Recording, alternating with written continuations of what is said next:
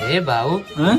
मोरे बिहावा कै दिन बचा है? कहाँ कै दिन बचा है? जहाँ ये खरमास उतरा बैसाख लगता पहले हत्तम तोर बियाह है। अच्छा है बाबू मोरे बिहाव मौके काम मिली? का मिली? ऐसे एक रेडियो मिली और एक साइकिल मिली और का मिली? फाट लाला साइकिल मिली। हाँ कहे ना मिली? तब तो हंडिलिया छोड़ के चलाई। सारी नहीं थे कहीं सारा साइकिल गिर जावा हुआ हंडीले तोहर गनिये भली आई। तब कैंची चलाई। हाँ चलाए चलाए। अच्छा है बाबू हाँ?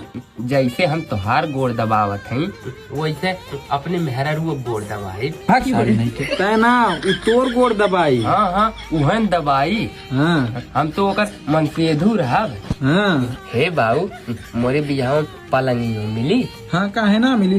तब कहते तोर में हर चटाई बिछा सुत। हाँ पलंगिये में सुतब पलंगिये में सुतब।